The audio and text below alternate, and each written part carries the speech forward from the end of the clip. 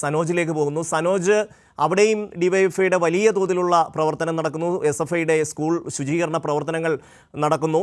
ആ കാര്യങ്ങളെ സംബന്ധിച്ച് ഒന്ന് വിശദമാക്കാമോ? തീർച്ചയായിട്ടും ഷമ്മി പറഞ്ഞു വെച്ചതിന്റെ ബാക്കി എന്ന നിലയിൽ കഴിഞ്ഞ ദിവസം ഡിവൈഎഫ്ഐയുടെ പൊതിച്ചോറ് വിതരണവുമായി ബന്ധപ്പെട്ടുകൊണ്ട് യൂത്ത് കോൺഗ്രസ് നേതാവ് പുച്ഛത്തോടുകൂടി പെരുമാറി എന്നുള്ള ഒരു കാര്യം പറഞ്ഞു വെച്ചു. എന്നാൽ കോട്ടയത്ത് എത്തുമ്പോൾ അതല്ല സ്ഥിതി. കോട്ടയത്ത് കഴിഞ്ഞ ദിവസം കിടങ്ങൂർ എഞ്ചിനീയറിംഗ് കോളേജിൽ ഒരു എൻട്രൻസ് എക്സാം നടക്കുകയായിരുന്നു. നാടിന്റെ നാനാ തുറകളിൽ നിന്നും, പ്രത്യേകിച്ച് സംസ്ഥാനത്തിന്റെ വിവിധ ജില്ലകളിൽ നിന്നുമൊക്കെ തന്നെ വിദ്യാർത്ഥികളുമായി രക്ഷിതാക്കൾ പരീക്ഷ എഴുതാൻ വേണ്ടി അതിരാവിലെ തന്നെ സ്ഥലത്തെത്തുകയും അവിടെ സ്ഥലത്തെത്തി വെള്ളവും ഭക്ഷണവും ലഭിക്കാതെ മണിക്കൂറോളം കാത്തിരുന്ന രക്ഷിതാക്കൾ, വിദ്യാർത്ഥികൾ, അവർക്കിടയിലേക്ക് കിടങ്ങൂർ ഡിവൈഎഫ്ഐ മേഖലാ കമ്മിറ്റിയുടെ നേതൃത്വത്തിൽ ഒരുപറ്റം യുവാക്കൾ വന്നിറങ്ങി പൊതിച്ചോറും വെള്ളവും ആവശ്യമായ സാധനങ്ങളെല്ലാം സൗജന്യമായി അവിടെ വിതരണം ചെയ്യുകയാണ്.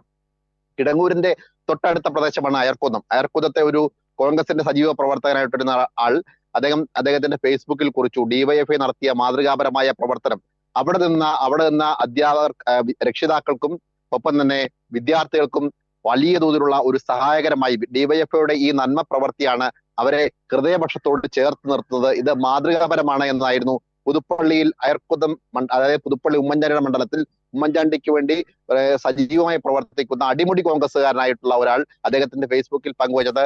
ആ ഫേസ്ബുക്ക് പേജ് വളരെ വലിയ തോതിൽ വൈറലാവുകയും ചെയ്തിരുന്നു. ഞാൻ സൂചിപ്പിച്ചത്, ഒരു വശത്ത് ഇത്തരത്തിൽ ഈ ഡിവൈഎഫ്ഐയുടെ സന്നദ്ധ സേവന പ്രവർത്തനത്തെ തെറ്റായ രീതിയിൽ വ്യാഖ്യാനിക്കുമ്പോൾ, മറുവശത്തെ കോൺഗ്രസ്സുകാർ പോലും ഡിവൈഎഫ്ഐയുടെ ഈ സന്നദ്ധ പ്രവർത്തനത്തെ ഹൃദയത്തോട് ചേർത്ത് പിടിക്കുന്നുണ്ട് എന്നുള്ളതാണ് കോട്ടയം ജില്ലയിൽ നിന്നും നമുക്ക് അതുമായി ബന്ധപ്പെട്ടുകൊണ്ട് നൽകാനുള്ള ഒരു പ്രധാനപ്പെട്ട കാര്യം.